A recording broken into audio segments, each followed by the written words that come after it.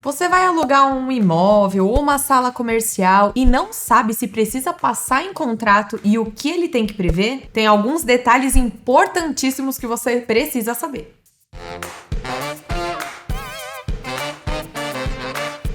Olá, eu sou a Tabata e seja bem-vindo ao canal. Você entendeu direito? O contrato de locação, ele pode ser para imóvel residencial, não residencial, que é o comercial, ou temporada. O que eu vou explicar nesse vídeo hoje vale para qualquer tipo. A locação, ela é o uso e o gozo do bem de alguém, porque existe uma diferença entre posse e propriedade. Propriedade é daquele que é o titular do bem, que é o proprietário. Posse é aquele que usa o bem, que no caso é o locatário. Então é locador proprietário, locatário é o inquilino. E a gente tem uma lei, que é a 8.245 de 91, que é a lei do inquilinato. Ela coloca lá todos os requisitos, como que deve proceder, o que deve prever, e ela precisa ser respeitada, além do Código Civil, que também tem algumas previsões. A locação, ela de fato tem algumas que podem até se dar de forma verbal, só que ela é tratada na lei como um contrato por prazo indeterminado, que acaba trazendo muitas inseguranças para o locador. Por isso que hoje eu vou focar na questão do contrato escrito, que é o que eu aconselho a vocês, porque nele você vai prever quem são as partes, qual é o prazo do contrato, qual o valor do aluguel, e isso em não só o aluguel,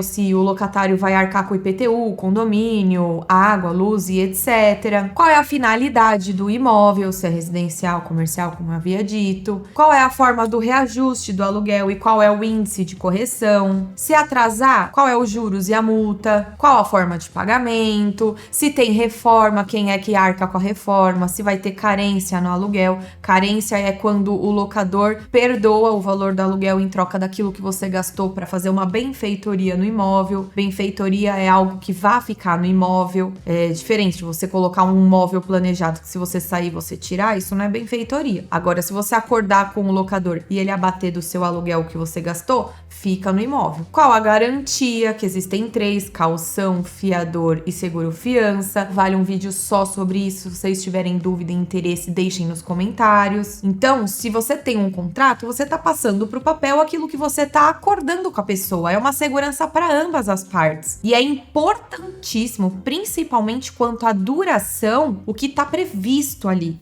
E tudo por quê? Por dever 14 meses de aluguel. 15. Completou hoje. Completa 15 hoje? Sim. E me bota pra fora em vez de fazer uma festa? A lei, ela prevê situações diferentes para o locador retomar o imóvel ou não. Só que isso é um caso para imóvel comercial e um caso para residencial. Vale também um vídeo só sobre isso. Bom, e o contrato, ele começa a contar da assinatura, mas é essencial que ocorra a tradição, que é a entrega da chave. Não adianta nada eu assinar o contrato hoje e daqui um mês eu entrar no imóvel e o locador querer me cobrar o consumo de água e luz desse um mês só porque é da data do contrato. Não, é a entrega da chave, é a tradição da transferência da posse de uma parte para outra que traz a responsabilidade. Assim como a devolução do imóvel que conta o término do contrato, que é a devolução da chave, que tem um laudo de vistoria, porque quando você entra no imóvel, o contrato pode prever que está em perfeitas condições, que quando devolver tem que estar pintado assim, assim, assado, tem que ter isso e aquilo, só que você só consegue constatar que de fato aquilo estava no imóvel quando você pegou, se você tem um termo de recebimento das chaves que prevê como está. Até aconselho colocar fotos no documento. E quando você devolve, a mesma coisa. Faça um termo de vistoria que o proprietário alega ter recebido o imóvel nas mesmas condições os quais ele entregou e também aconselho constar fotos, porque a gente vê muita dor de cabeça acontecer de depois o proprietário vir a alegar algum defeito no imóvel, fala que foi enquanto você estava lá. Você não tem provas para demonstrar que não foi culpa sua e a perícia também acaba ficando inviável, porque não tem como voltar no tempo. E um outro ponto muito importante é que quando a pessoa ela aluga um imóvel que faz parte de um condomínio, seja prédio ou condomínio de casa, ela tem que arcar com a taxa condominial, que é o condomínio que é o rateio do salário dos funcionários, água e luz das áreas em comum, piscina, salão de festas e etc. Que é diferente de um rateio que às vezes pode acontecer, como a troca do portão da garagem, a pintura de uma fachada, que em regra a responsabilidade é do locador. A não ser que as partes acordem em contrato de forma diferente, mas a regra é essa. Ou seja, o condomínio é o que o locatário paga e o rateio são esses gastos extras que o proprietário deve pagar, o locador. E essa questão do contrato fazer lei entre as partes, a gente também tem um vídeo só sobre isso, do que pode ser abusivo ou não. E, infelizmente, não é sempre que as partes estão de acordo. Então, quando você vai fazer o reajuste previsto no contrato e o locador tá cobrando algo que você entende que é a mais, não fique esperando convencer ele de que aquele valor é certo ou não, porque ele pode entrar com uma ação de despejo por atraso de pagamento. Então, entra com uma ação que chama consignação em pagamento, você pode entrar pelo juizado especial sem advogado, inclusive, e consigna,